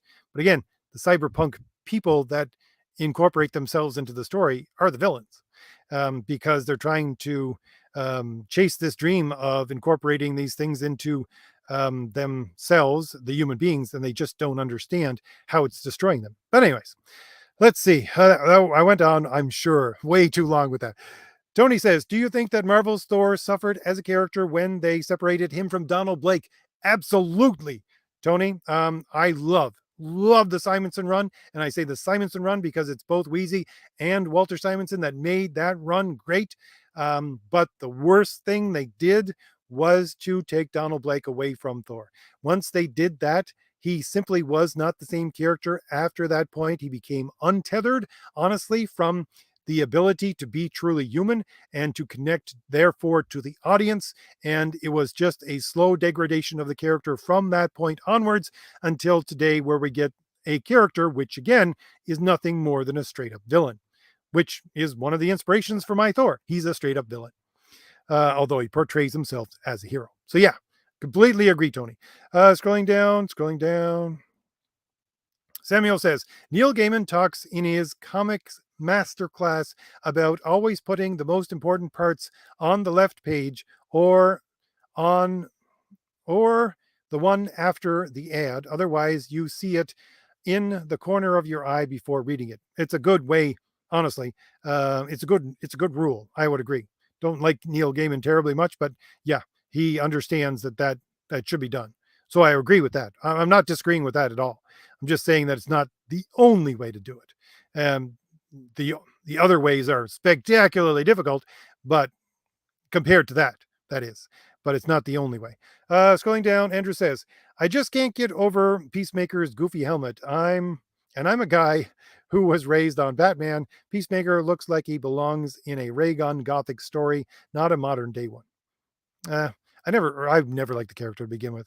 So that probably didn't factor it into it for me, but I can see where you're coming from. Let's see. Scrolling down. Samuel says he's working on his second draft of my short Halloween story for a competition. Very good.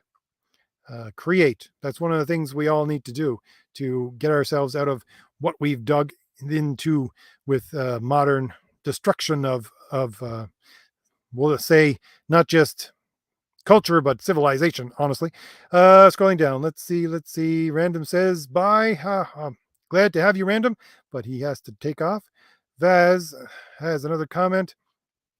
Says some old comics were published on newspapers and mostly use their last panel as a surprise piece for people to wait for the next installment. Once canceled, you get page turn action every 2 pages. Or sorry, once collected, you get page turn action every 2 pages. Yeah, that's one of the things, again, I did talk to Graham Nolan. He did, I think it was The Phantom for newspaper. And I asked him if he ever wanted to do that kind of thing again. He said, absolutely not. He hated it just because of the fact there's so much of what you're exactly talking about using the panel structure, but not every paper printed every panel, because you would get Sunday papers where you would get 9 panels, but some of the Sunday papers only printed 3 of those 9 panels. So the entire thing was a dog's breakfast at some point. So, but again, it would probably be they would use the third one. So the middle one, I guess, was because the first would be a recap and the last one would be a tying up the story, something like that. So it's very hard to do within the way that newspapers print these things. Let's see. Breaker is here. It's okay, Breaker. That's fine. You're late, but you're here. So I'm glad to see you. Still got 38 people in the chat. That's great. Michael says Thor is a Klingon hero.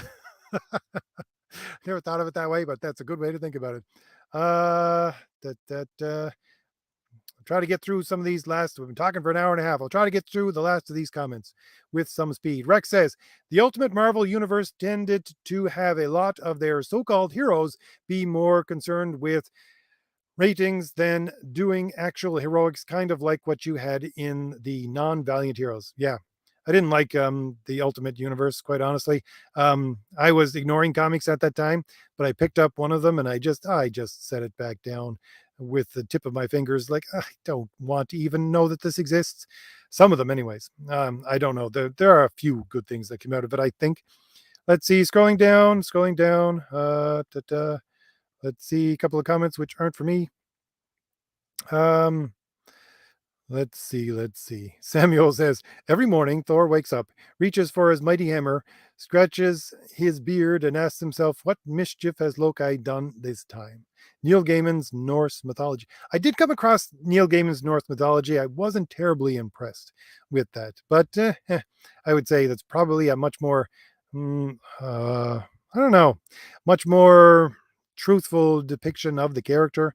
Although, Thor and Loki did a whole lot of stuff together. So, it's not exactly like that. Scrolling down. Sorry, no Sound Engraver. You cannot edit or remove comments. Not in my chat. I see everybody. As I said last week, I control the horizontal. I control the vertical. I control whether or not your comments show up. Let's see. Scrolling down. Rex says, fun history fact. There was a guy in Livonia in the 1690s. Livonia in the 1690s who claimed to be a werewolf who battled the devil and witches for God. May work with that for a story, but unsure. That would be an interesting story. That would be an interesting story, Rex. You should get on that. Let's see. Scrolling down. Taz says, hearing the synopsis for your Valiant Universe, it's got me hyped to read it, RJ. I'm sold. Great to hear, Vaz. I'm not sure when you ordered it. Did you order it with the Valiant Heroes or did you order it on the second chance? There's only I think 8 or 9 people left to get the second chance Thomas Valiant. In case you're one of those people, I apologize. There was just a few things that needed to be reprinted for those last 9 people. But the other ones that will come out with the Valiant Heroes, I have those all ready to go. Just need the Valiant Heroes, actually, to be printed. Let's see. Scrolling down. Calliope says, I've been Googling snails in medieval manuscripts. Scrolling down. Let's see. Rex says, John Byrne used multiples of the same panel to build of a joke in the She-Hulk series, specifically when he found out that she can't be Jen Walters anymore, and then asked, what's the bad news? Well, I was honestly thinking about John Byrne's stuff when I was thinking about doing this video. So his stuff does, I don't know, have its own pacing that I would have to probably do its own video on, which and that works for a lot of what John Byrne had done. Mutt is in the chat. How you doing, Mutt? Great to see you here. Let's see. Just trying to get through some more of these comments before I got to take off. Scrolling down, scrolling down. I'm not sure, Breaker, if this is for me. I've heard of Crossed. It's edgy for edgy's sake. Comic by Garth Ennis, where an apocalypse causes power to become. No, sorry. He says causes people in a different comment to become psychos with cross marks on their faces. I think Garth likes Christianity. To me, that would sound like he doesn't like Christianity, but oh well. Kind of sounds like a manga that I read once. Let's see. Let's see. Sound of Graver says, looks like the Ask Chuck Dixon premiere tonight is about why he's never liked the Killing Joke. That's midnight Eastern time. Okay. I don't know if I can stay up for that though. Let's see. Scrolling down. Question mark is here and says, what can comics benefit and use from the traditions of oral storytelling? To me, I don't know. I go back to, if you want oral storytelling, I always go back to Homer. Homer is very much a person, especially if you read it in the original Greek. You'll notice his repetition of certain phrases over and over again. It's part of the memory trick of learning something orally that's gigantic. You need to put those in every once in a while as a space breaker and a way to reset your way of telling an oral story. So he catches a phrase like the rosy fingered dawn or the wine dark sea, things like that. I think similar patterns of rhythm would work well within sequential storytelling, or I should say, do work well within sequential storytelling. And it's a callback to something previous, but not a copy.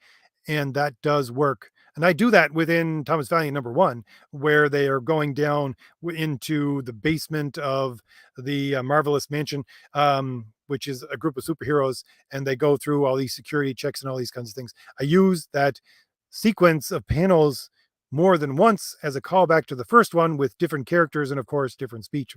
So yeah, those kinds of things, they do help reset. It's kind of like a palate cleanser for, a giant meal. So I think that is the way that it can be used. Scrolling down. Oh, Mutt's gonna start opening a can of worms here. He says, RJ, was The Watchmen the most poisonous comic series of all time? It started all the deconstruction of heroism we have in comics today. I don't think it's the most poisonous comic series of all. Well, I don't know. It's not the most poisonous comic series, but it may indeed be the most poisonous comic series of all time. The difference between those being that it is such because it was so widely accepted by people, and because it was so widely read and accepted, then yes, it did poison the well for a lot of superhero storytelling. So probably Mutt, yes. I can't think of anything else off the top of my head that would be worse for heroic storytelling. Let's see. Scrolling down. Tony says, did I ever read Epic's Shadowline comics? Yes, I did, but I do not remember anything about them. Quite honestly, I can remember what I have in my collection. I can't remember every story from everything I have in my collection. Scrolling down, Rex says about Jim Shooter. Let's see. I got to put this up on the main screen. I've heard that part of the reason why he left Marvel is because he wasn't exactly good at making friends and often cracked the whip a bit much. That's what I heard anyways. Yeah, that's pretty much the lore of why Jim Shooter was ousted from Marvel and then he just left.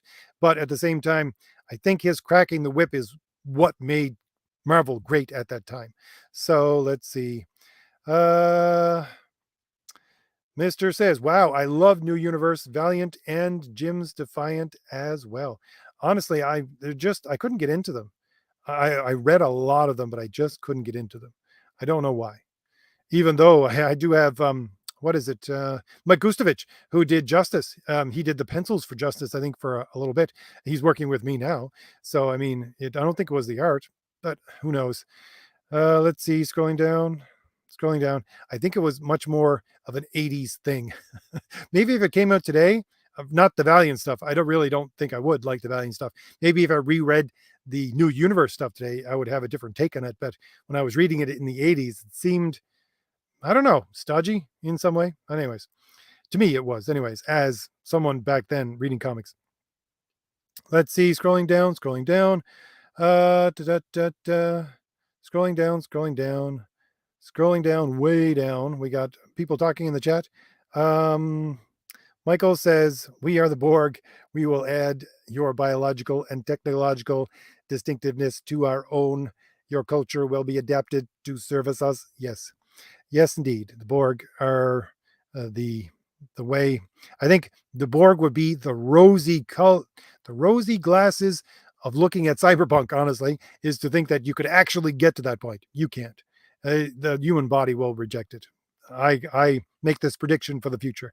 My Nostradamus prediction for the night is that people are going to try this over and over again to create Borg, to create cyberpunk people, to create a hybrid human machine. It's always going to end up disastrous, and disastrous for the human race, possibly.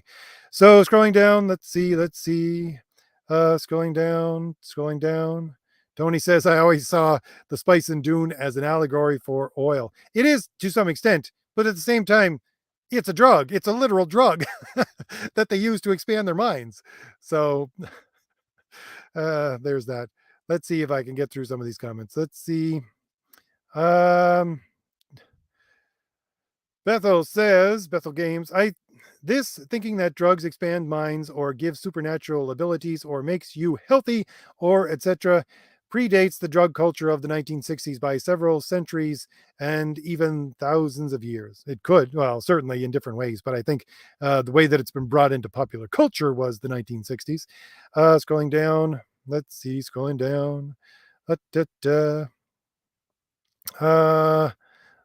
see, Bethel says as well, big comment I think is for me. Even people like Newton took different things to make them more healthy. The name vodka, a little water, was reserved for such things in Poland before it was applied to alcohol for casual drinking. Yeah, I guess so. But at the same time, I don't think that worked out very well. Let's see. Scrolling down, I think, am I getting to the end of the comments or it's going to jump on me again? Scrolling down. Oh, Buffy says, RJ Cardinal looks really good in that picture, by the way. That's why I like to keep it up. The artist for that did great. I'm going to try to get him to do another poster for the Valiant Heroes #2 as well. Let's see. Scrolling down to the last of these comments. Whew, these live streams are getting to be almost 2 hours long. In a couple monster notes. Oh, I got to put it on the main screen. I had Vlad the Impaler as a separate character from Dracula, the character, and based the Frankenstein monster on the novel. I consider having the monster a crime boss. That's an interesting way of putting it. Dracula and Mary Shelley's work and Frankenstein. Those are books that really influenced me. Going back to the original source material for those characters, I think is essential if you want to get them right. Question mark says rhythm and repetition, variation for memory repetition. Awesome. Thanks, RJ. Quite honestly, question mark, I would say this is something I'm going to go off on a tangent here, but memorization. I've said this in a couple of videos, but this is something that has fallen away just completely from education, is memorization. You know, back in the 50s and prior to that, I would say you would get, and older schools that taught in an older way, maybe into the 70s and 80s, memorization was a key element to teaching people how to do things. Even, you know, I assure you, in the 80s, you know, you memorized your your multiplication tables, right? You memorize things, but you would memorize things in bulk. And some of those things would be poems, some of them would be stories, and it was just part of learning prior, I think, to the 1950s. And it's something that should still be there, because memorization is not only the key to a healthy mind, but is the key to understanding so many things. It's like going to the gym for your brain. I always say this. It's repetition, right? So it's like going to the gym and doing reps. you doing repetition of something every day or every couple of days of this thing that you memorized. If it's something important to you, it's even better. And it's going to the gym for your brain. And memorization is key to really having a keen mind, if you ask me, and really making education so much more easy.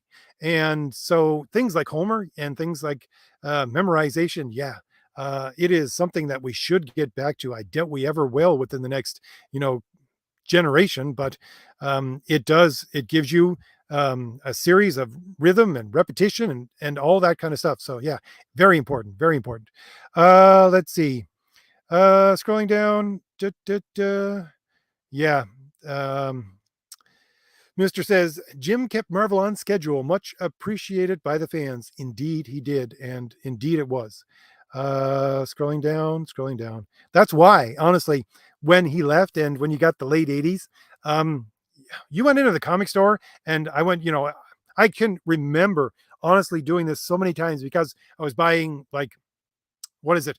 There was at least 3 different Spider-Man titles going on at once, at least. And I was buying them all. And you would pick up, I remember picking up a Spider-Man title, and almost every week within the late 80s, or you would get a new Spider-Man title, but they would constantly be going on backup stories because they couldn't stay on schedule. And it just ticked me off to no end. And I'm sure many other comic readers at the time. Scrolling down, scrolling down. Let's see. Scrolling down, Greg says, "Are you ready for Neon? Are you ready for Neon? Digital currency for ripping people off." Yeah, that's the future of the cyberpunk. Let's see. Oops. Let me see. Greg has no. Tony has a question here. RJ, did you ever dance with the devil in the pale moonlight? No, I'm not a dancer. uh, I'm sorry, but that's not something in my wheelhouse. Scrolling down, scrolling down. I'm not sure if Calliope. I think he is probably talking to me. The Dionysian cults were infamous for drugs and drinks and part of the religious rituals. Yes, they were indeed, and they were quite honestly something that destroyed uh, the the rhythmic flow of Athene. No, we'll say just old Greek society. Quite honestly, because it was a foreign religion. If you read stuff like F.M. Cornfort's From Religion to Philosophy, it's a great book. Again, I think I mumbled that. It's F.M. Cornfort, From Religion to Philosophy. I think he goes into that quite well about how Dionysian religiosity came in from India or India parts of India that were on the far west. Anyways, and it wasn't something that was truly Greek. And they tried to make it something that was Greek, and it just really destroyed so much of their society. And which is what, if you get into the Bacchae, when you get into the Athenian plays, it shows the destruction of really good Greek ideas, things like that. Anyways, I won't go too far into that. Let's see. Let's see. Scrolling down, scrolling down. Puffy says, everyone jump into the comments so the video doesn't end. Quick, ask him a question. No, I'm going to have to end it soon. Let's see. Scrolling down, scrolling down. Sound Graver has a question. Sound Graver says, RJ, you've inspired me to memorize something outside of music. Quite honestly, Sound Graver, find something that you love and is inspirational to you and memorize it. It will change your life. Something that is profound. One of the things that I memorized was what is it? It's book 14 of Augustine's City of God, and I repeat it every once in a while to myself, and it gives you, when it has such an impact and such a deep meaning within Western civilization, something like that, and it does, because that's the book where, and when I say book, if you go back to these kinds of things, ancient books were just basically chapters. But when you go back to something like that, it's where he lays down his pattern for what the will is, which is a movement away from the old ancient way of thinking about will and brings it more into what the medievals, which then we still use today, all this kinds of thing, his idea of will that I talk about on my channel so much. I've also memorized things like the fifth book of Plato's Laws, a good section of the Psalms, things like that. It's very, very helpful to try to bring your mind, when you're working on a problem, to solutions that are outside of yourself. It's very, very good at that. Let's see. Scrolling down. Uh, let's see, scrolling down. Question mark says, wow, memorization, words and images as a satisfying repetition practice. That's very interesting. I would say memorization. If anybody is young here and wants to honestly expand their mind, not like the Dune expand your mind, but honestly expand your mind, do it through memorization. It will make your life so much easier. And again, the reason why I got into this was because of Euclidean geometry, which I took in high school. We still had Euclidean geometry in high school back then, and you had to memorize all of the theorems.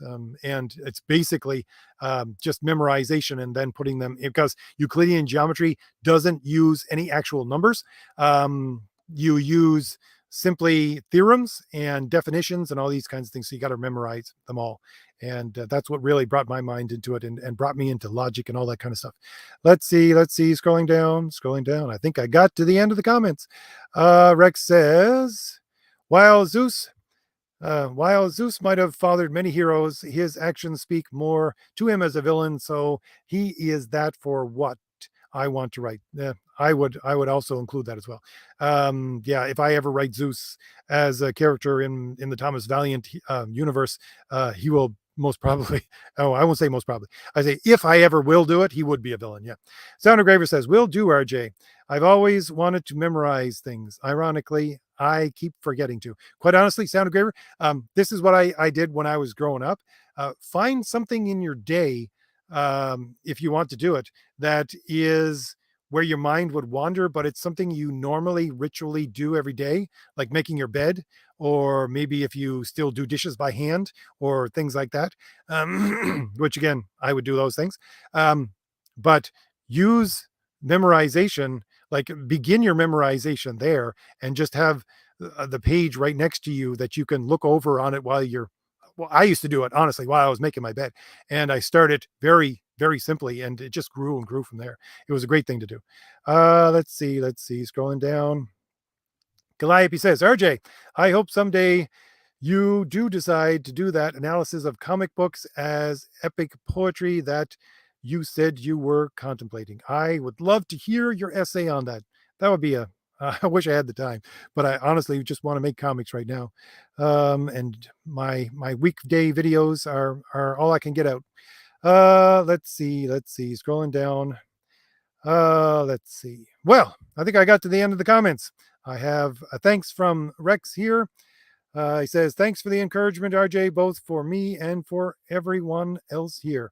Well, I think I'll end on that note. Thank you very much, Rex. Thank you, everyone, for being here. I think we might have hit 40 people in the chat, or at least 39. That's great. We're growing our Wednesday night live streams. That's what I wanted to do because, I do have 22,000, I think, people on my list of subscribers for my normal channel, but not all of them want to talk about comics. And so I decided to add these Wednesday live streams for just the comic people, quite honestly, because I want to make comics great, and I want to make great comics, and I want everyone to really appreciate what goes into making and creating and enjoying comics as they should be, sequential art that actually works well.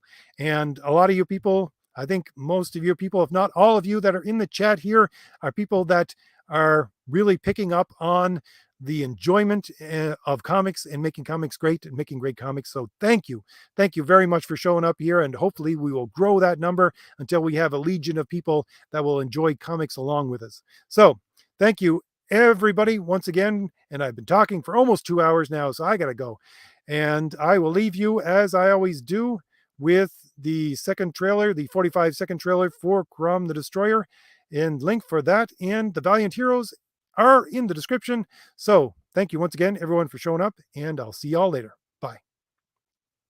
No matter how many wars you fight, no matter how much blood you shed, no matter how much rage you loose, No matter how many demons you face, no matter how many companions you lose, no matter if our kingdom falls, I know that you will return to me in honor.